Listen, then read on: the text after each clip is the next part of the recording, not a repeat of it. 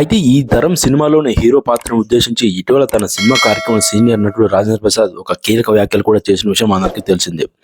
ఇక సోషల్ మీడియాలో వైరల్గా మారే తన వ్యాఖ్యలపై తాజాగా ఆయన ప్రెస్ మీట్లో మాట్లాడి ఇలా స్పందించారు. తన మాటలను వక్రీకరించారని షష్టి పూర్తి ప్రెస్ మీట్లో తను చెప్పారు.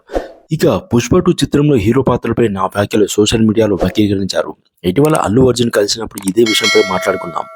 ఆన్లైన్లో వచ్చిన పోస్టులను చూసి నవ్వుకున్నాం. సోషల్ మీడియాలో వచ్చే ప్రతి అంశాన్ని నెగిటివ్ కోణంలో చూడకూడదు. సమాజంలో మన చుట్టూ ఉన్న వ్యక్తుల జీవితాలను తెరపైకి ప్రతిబింబిస్తున్నాం. లేడీస్ టైలర్, అప్పుల అప్పారావు లాంటి చిత్రాలు అందుకు ఉదాహరణ అని చెప్పి వారన్నారు.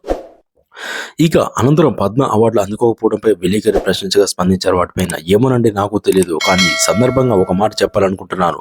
పూజ్యులు పెద్దలు రామోజీరావు గారు గతంలో ఇదే విషయం గురించి మాట్లాడారు. ప్రసాద్, నీకు పద్మ అవార్డు వచ్చిందా అని అడిగారు. నేను లేదని బదిలిచ్చా. ఆయన వెంటనే నువ్వు ఎప్పుడు దానికి ప్రయత్నించకు, ఎందుకంటే పద్మశ్రీ కంటే నువ్వు గొప్ప వ్యక్తివి అని చెప్పారు. ఆయన మాట నాకు 10 పద్మశ్రీలు వచ్చినంత ఆనందాన్ని ఇచ్చింది. ఆయన అంటే నాకు ఎంతో గౌరవం. ఆయన ఎప్పుడూ స్ఫూర్తిగా భావిస్తుంటా అని తెలిపారు.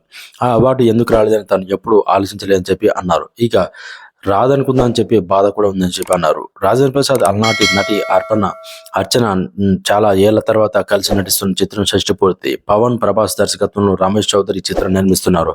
ఇక తాజాగా ఈ సినిమా టీజర్ విడుదల కార్యక్రమం హైదరాబాద్ లో జరిగింది. ఇందులో రాజేంద్ర ప్రసాద్ పాల్గొన్నారు. తల్లిదండ్రులు పెళ్లిని చూడాలనుకుంటున్న పిల్లలు కథే షష్టి పూర్తి అని తెలిపారు.